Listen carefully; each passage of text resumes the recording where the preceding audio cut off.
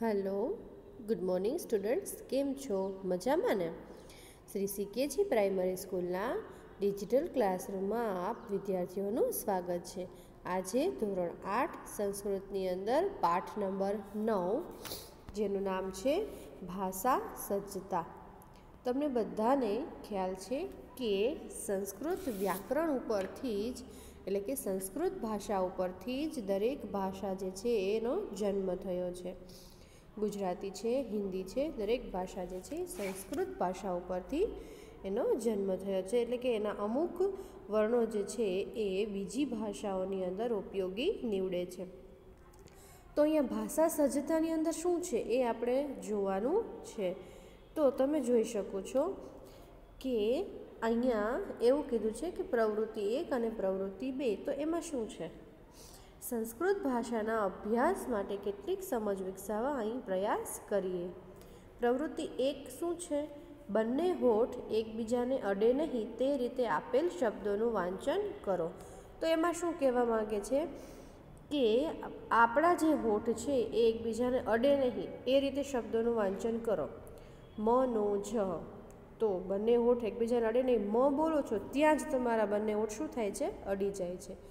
पठति, पमा भारतम, भमा फलम, बभूव एटले प्रवृत्ति करवानी कीधी छे। एना उपरथी तमने ख्याल आवशे कि तमे जे कंई पण शब्द बोलो छो, अक्षरो बोलो छो ए तमारा अक्षरो जे छे बोलवाथी क्यां तमारा मुखनी अंदर एटले के मोढामां शब्दोथी क्यां अडे छे, तमारा होठथी तमारा दांतथी क्यां क्यां जीभ अडाड़वाथी आ शब्दों उच्चारण थाय छे।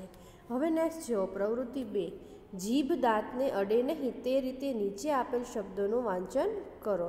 बराबर याद राखजो, पहेलामां होठ हता, नीचे बीजामां जीभनी वात छे।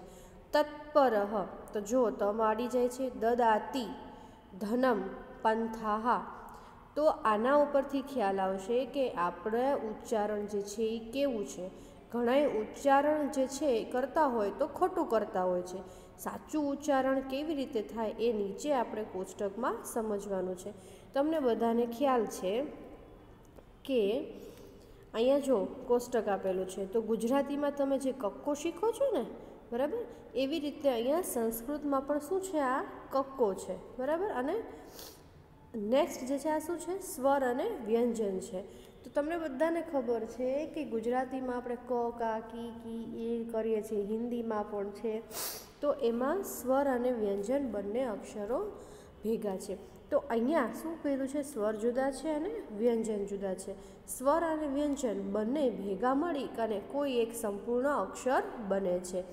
खोड़ो क वत्ता अ बराबर क ए आखो क अक्षर बने छे। तो अहींया तमने स्थान एटले के एनुं स्थान शुं छे, तो के अहींया स्वर छे। स्वर तमने बधाने ख्याल छे कि अ आ ई उ ऊ ए, बराबर। व्यंजन तमे जोवो छो कि क थी न सुधीमां जे पण अक्षरो आपेला छे एने व्यंजन कहेवाय छे। नीचे सेकंड लाइनमां छे घोष अने अघोष। तो घोष एटले शुं, तो के तमारा नाद तंत्रमां एटले के तमे जे गळामांथी बोलो छो एमांथी जे अवाज आवे छे ए स्वर ऊंचो एटले के ए अवाज ऊंचो होय तो एने घोष कहेवाय, अने अवाज थोड़ो नादतंत्र तमारो जे छे बोलवाथी शुं थाय, थोड़ो ओछो अवाज बने तो एमां आवशे अघोष। एटले के स्वर, व्यंजन, घोष, अघोष, पछी आमां आवशे घोष, अघोष अने घोष, बराबर। तो तमने ख्याल आवशे कि स्वर एटले अ आ ई, व्यंजन एटले क थी न सुधीमां आवता अक्षरो जे छे ई, घोष एटले के तमारा बोलवाथी नादतंत्रमां वधु द्रुजारी थाय तो एवा अक्षरो घोष, अने ओछी द्रुजारी थाय तो अघोष। एटले के जे अक्षरो बोलवाथी तमारो नादतंत्र जे छे ओछुं अवाज करे एटले के ओछो अक्षर जे छे एनी ध्वनि बहार आवे तो अघोष। हस्व अने दीर्घ बधाने ख्याल छे आपणे कि हस्व एटले शुं, तो के डाबी बाजू जे करीए छीए ह्रस्व अने जमणी बाजू करीए छीए दीर्घ छे, बराबर। तो अहींया ए पण आपेलुं छे कि कया हस्व छे स्वर, कया दीर्घ स्वर छे अने कया संधि दीर्घ स्वर छे। एटले के एकनी साथे एक अक्षर जोड़ाई अने ए दीर्घ शब्द बने छे। तो नीचे जो पहली लाइनमां आपणे जोईए तो तमने ख्याल आवशे कि अहींया कंठी आप्युं छे, तालव्य छे, મૂર્ધા છે, દંત્ય છે ને ઓષ્ઠ્ય. તો આ શું છે? જેમ ગુજરાતીમાં આપણે મૂળાક્ષરો જે છે એ શીખતા હતા, તો એના ઉપરથી કયો અક્ષર ક્યાં બોલાય છે એ સંસ્કૃતમાં પણ આપેલું છે. સૌથી પહેલું છે કંઠ્ય. કંઠ્ય એટલે કે તમારા કંઠમાંથી, ગળામાંથી જે અક્ષરો બોલાય છે એ કયા છે? અ, આ, એ, ક, ખ, ગ, ઘ, અંગ. બરાબર, અંતસ્થ. અને ઘોષ ઉષ્માક્ષરમાં છે હ. તો અહીંયા એક જે છે એ આપણે જોવાનું રહી ગયું છે. સૌથી પહેલાં ઉષ્માક્ષર એટલે શું? તો કે જે અક્ષરો બોલવાથી ઉષ્મા, ઉષ્મા એટલે શું? ઊંચો અવાજ થતો હોય, એટલે કે એક તમારા ગળામાંથી ઉષ્મા એટલે વરાળ સ્વરૂપે બહાર નીકળતું હોય, હવા બહાર નીકળતું હોય, એવા અક્ષરો જે છે એ અહીંયા આપેલા છે. એને કહેવાય ઉષ્માક્ષર. જે અક્ષરો બોલવાથી તમારા મોઢામાંથી ઉષ્મા બહાર આવતી હોય, બરાબર, તો એને કહેવાશે ઉષ્માક્ષર. હવે ફરીથી અહીંયા જુઓ, કંઠ્ય એટલે શું? તો કે આપણા કંઠમાંથી જે અક્ષરો બહાર આવે છે એને કંઠ્ય કહેવાશે. તાલવ્ય એટલે શું? તાળવામાંથી, જેને જીભ જે છે એ તાળવે અડતી હોય અને એવા અક્ષરો આપણે બોલીએ તો એને કહેવાય તાલવ્ય પ્રકારના અક્ષરો. અહીંયા કંઠ્ય અને તાલવ્ય આ બંને ભેગા છે. અહીંયા મૂર્ધા. મૂર્ધા એટલે શું? તો કે તાળવાની આગળનો ભાગ. બરાબર. દંતી એટલે શું? તો કે તમારી જીભ દાંતને અડી અને જે કંઈ પણ અક્ષરો બોલે છે એને કહેવાશે દંત્ય. અને ઓષ્ઠ્ય એટલે શું? તો કે બે હોઠ જે છે એ ભેગા મળી અને જે અક્ષરનો ઉચ્ચાર થતો હોય એને કહેવાય ઓષ્ઠ્ય પ્રકારના અક્ષરો. સૌથી પહેલાં જુઓ, કંઠ્યમાં શું છે? અ, આ, એ. તો અ શું છે? હસ્વ. આ દીર્ઘ, સંધિ દીર્ઘ છે એ. અઘોષ ક, ખ, ગ, ઘ, અંગ અને અંતસ્થ. આપણે ઊભી લાઈન જોઈએ તો કે તાલવ્યમાં કયા કયા છે? ઈ છે. પણ હસ્વ સ્વર કયા છે? તો કે અ, ઈ, રૂ અને ઉ. આ જે છે એ શું છે? હસ્વ અક્ષર છે. દીર્ઘ કયા છે? આ, ઈ, રૂ અને ઓષ્ઠ્યમાં આવશે ઉ. એટલે અહીંયા તમે જોઈ શકો છો કે બરાબર રીતે સમજજો. બરાબર. ગુજરાતીમાં છે એવું છે, કાંઈ અઘરું છે નહીં, પરંતુ સમજવાનો પ્રયત્ન ફરીથી આપણે કરીશું. કંઠ્ય જે છે જે આપણું ગળું છે એના કંઠમાંથી આવે છે, એટલે એ બધા અક્ષરો આ આડી લાઈનના છે. આ કંઠ્ય છે. તાલવ્ય આ બધા છે. મૂર્ધા તો આ બધા છે. દંત્ય આ બધા છે. ઓષ્ઠ્ય આ બધા છે. સમજાઈ ગયું આટલું? હવે નેક્સ્ટ આપણને કીધું છે તો ઊભી લાઈન જોઈએ આપણે કે હસ્વક સ્વર કયા છે? તો કે અ, ઈ, રૂ, ઉ. તો કંઠ્યની અંદર અ બોલાય છે, તાલવ્ય ઈ છે, મૂર્ધા રૂ છે, દંત્ય રૂ છે, ઓષ્ઠ્ય ઉ છે. અને આ બધા કેવા છે? હસ્વ છે. હવે આપણે જોઈએ તો દીર્ઘ છે. તો દીર્ઘ કયા છે? તો કે આ, ઈ, રૂ, ઉ. એટલે કે જે અક્ષરો બોલવાથી વધુ ઉચ્ચારણ થતું હોય, જેના ઉપર વધુ ભાર મૂકતા હોય એને કહેવાય દીર્ઘ. જેના ઉપર ઓછો ભાર મૂકીએ એટલે હસ્વ. આપણે જોઈએ છીએ કે એક એક્ઝામ્પલ લઈએ કે હસ્વ હી અને દીર્ઘ હી એમ બોલીએ છીએ ને, બરાબર. સુધીર અને સુનિધિ આપણે એવું કહીએ છીએ. તો કોઈ પણ હસ્વ સ્વર હોય એનો ઉચ્ચાર શું હોય? ધીમો હોય, અને દીર્ઘ હોય એનો ઊંચો હોય, બરાબર, અવાજ. એટલે એને કહેવાશે દીર્ઘ અને હસ્વ. સંધિ દીર્ઘ એમાં આવશે એ. કંઠ્ય અને તાલવ્ય બંનેમાં આવશે. કંઠ્ય અને ઓષ્ઠ્ય ઓ, ઔ. આ બધા કેવા છે? દીર્ઘ છે. એટલે કે જેનો ઉચ્ચાર કરવાથી વધુ ભાર મુકાતો હોય એને કહેવાશે દીર્ઘ. નેક્સ્ટ જુઓ તમે તો એમાં આપેલું છે કે અઘોષ અને ઘોષ. બરાબર. આપણે અગાઉ વાત થઈ છે કે નાદતંત્રની અંદર વધુ અવાજ થતો હોય તો એ ઘોષ અવાજ નીકળતો હોય તો, અને ઓછો હોય તો અઘોષ. તો એમાં ક, ખ, પછી ચ, છ, ટ, ઠ, ત, થ, પ, ફ આ અઘોષમાં છે, અને ઘોષમાં આ બધા આપેલા છે. બરાબર. હવે એની અંદર આપણે શું જોવાનું છે? જો કે ક, ખ, ગ, ઘ, અંગ એ કયા છે? કંઠ્યમાંથી આવે છે. પછી ચ, છ, જ, ઝ એ તાલવ્ય છે. ટ, ઠ ડ ઢ હણ એ શું છે? મૂર્ધા છે. મારી સાથે બોલશો એટલે તમને ખ્યાલ આવશે. ત થ દ ધ ન લ સ આ બધા કેવા છે? દંત્ય છે. નેક્સ્ટ, અને પછી તમે જુઓ તો ને આ ઓષ્ઠ્ય જે છે એ કયા છે એ તમે જુઓ તો પ ફ બ ભ મ વ આ બધા કયા પ્રકારના છે? ઓષ્ઠ્ય છે. હવે એમાંય તમે જુઓ કે આ દંતોષ્ઠ છે, એટલે કે દાંત અને હોઠ બંને ભેગા કરીએ વ. તમે જુઓ વ બોલો મારી સાથે, વ છે ને, દાંત અને હોઠ. પછી એમાં જુઓ કે અહીંયા ઉપર કે ક જે છે એ આપણે એ તો જોઈ લીધું કે કંઠ્ય, તાલવ્ય, મૂર્ધા, દંત્ય, બરાબર. આ બધાય આડા અક્ષરો જોઈ લીધા. હવે આપણે આ અઘોષ અને ઘોષમાં ઊભા અક્ષરો જોવાના છે.